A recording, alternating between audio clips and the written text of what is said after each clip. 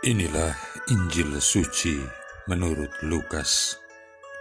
Ketika mengajar di salah satu rumah ibadat, Yesus bersabda, "Kerajaan Allah itu seumpama apa? Dengan apakah aku akan mengumpamakannya? Kerajaan Allah itu seumpama biji sesawi yang diambil dan ditaburkan orang di kebunnya. Biji itu tumbuh dan menjadi pohon, dan burung-burung di udara bersarang di ranting-rantingnya." Dan Yesus berkata lagi, "Dengan apakah aku akan mengumpamakan kerajaan Allah? Kerajaan Allah itu seumpama ragi yang diambil seorang wanita dan diaduk-aduk ke dalam tepung terigu 3 sukat sampai seluruhnya beragi." Demikianlah sabda Tuhan. Saudara-saudari yang terkasih, dalam bacaan Injil yang relatif singkat hari ini, secara berturut-turut Yesus mengajarkan 2 perumpamaan yang syarat makna tentang kerajaan Allah, yaitu pertama, diumpamakan sebagai biji sesawi yang ditanam di kebun, dan kedua, diumpamakan dengan ragi yang diadukan ke dalam tepung terigu. Di tangan seorang guru atau rabi yang jago, perumpamaan-perumpamaan dapat menjadi sarana-sarana berguna untuk memicu pemikiran dan permenungan tentang sebuah pokok pengajaran. Melalui gambaran-gambaran yang sederhana namun kaya, perumpamaan-perumpamaan menantang para pendengarnya untuk menggeluti suatu subjek pada tingkat yang berbeda-beda. Yesus seringkali menggunakan perumpamaan-perumpamaan untuk meluaskan pemahaman para muridnya tentang kerajaan Allah. Setelah dalam beberapa bab digambarkan kerajaan Allah dan makna dari jalan Kristiani, penginjil Lukas kemudian merangkumnya dengan perumpamaan-perumpamaan tentang biji sesawi dan ragi.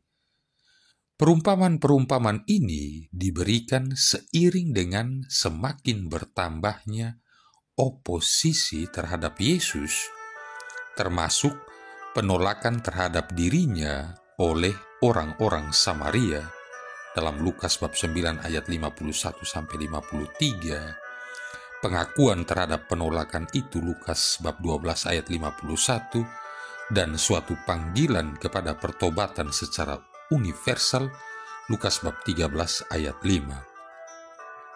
Saudara-saudari yang terkasih, dalam terang oposisi ini, Yesus mengundang para muridnya untuk memandang kerajaan Allah dari suatu perspektif global. Kerajaan itu seumpama biji sesawi yang diambil dan ditaburkan orang di kebunnya. Biji itu tumbuh dan menjadi pohon, dan burung-burung bersarang pada cabang-cabangnya. Seumpama ragi yang diambil seorang perempuan dan diadukan ke dalam tepung terigu sebanyak 40 liter sampai mengembang seluruhnya. 2 perumpamaan ini memberikan gambaran-gambaran tentang cara sederhana dengan mana kerajaan Allah itu mulai ketika pertama kali diumumkan oleh seorang tukang kayu dari Nazaret yang tidak dikenal kepada sekelompok orang yang kebanyakan terdiri dari mereka yang tidak berstatus penting dalam masyarakat atau yang biasa disebut wong cilik.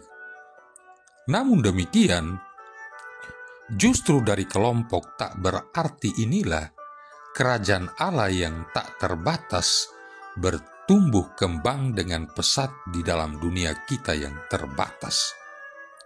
Menghadapi perlawanan atau tidak, kerajaan Allah akan terus berlanjut di dalam dunia ini sampai Kristus datang kembali dalam kemuliaan pada akhir zaman.